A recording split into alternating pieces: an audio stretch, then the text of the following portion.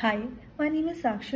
I'm a counseling psychologist. Today I'm going to talk about how to avoid self-diagnosis and reduce your chances of getting misdiagnosed and avoid the chances of getting unwanted anxiety or sadness or depression because of which, and miss and labeling yourself of having a particular disorder. It's multiple times seen that people would come for counseling with already avoiding themselves of having a particular disorder, and in many cases they do not have that particular disorder, and the right kind of intervention is not reached to them because they are doing something which is totally on the basis of a reel which they have seen.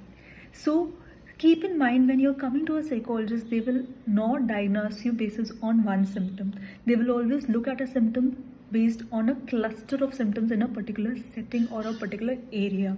Or sometimes it is seen that whether in some disorders it has also been observed that a person sees them on the basis of one or two or more areas, that this particular series number of symptoms are present also or not.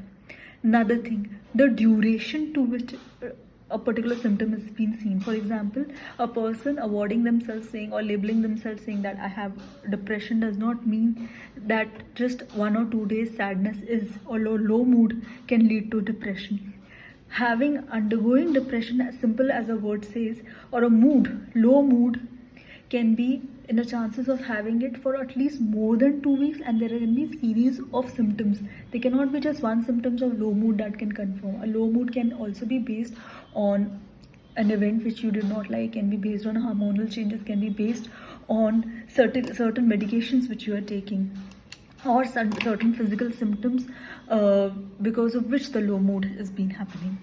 Another thing, clinical diagnosis or clinical terms used are based on DSM 4TR or ICD. These terms are based on a clinical or standardized tools and standardized ways of testing them on a particular population, then confirming that you have them or not. So everyday language, for example, OCD, a lot of people say I have OCD, I have OCD. They do not know why the cleanliness is not equivalent to OCD. A lot of people who have OCD can be people who do not like cleanliness at all. An OCD, as the name suggests, is obsessive compulsive disorder.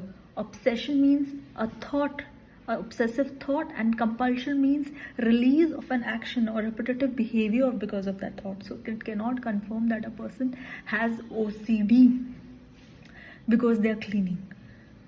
Again, cultural context. If you're coming to a psychologist who's well aware and is aware of a cultural belief system or a traditional belief system of a particular population in which you live in, it is very important for them to know.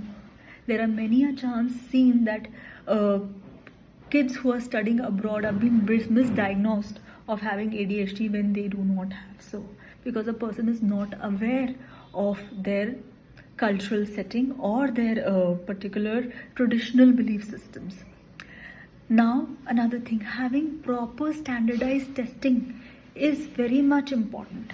Proper standardized testing is done by a psychologist, where there is an in-person testing, not just they will be observing your from a written test. Along with it, there will be observational testing, there will be a in detail understanding of your family, of your medical health background. So when you're coming to a psychologist, make sure that you have few of the awareness about where you are coming from, what medication you are taking, what symptoms are very common amongst your family members, and what medication or medical symptoms are there present in the family, which would help the psychologist in having from not misdiagnosing you, or will allow them to correctly diagnose you.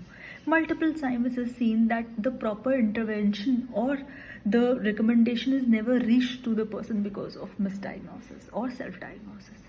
So I would suggest avoid misdiagnosis, speak to a mental health specialist to confirm for a mental health disorder. Thank you.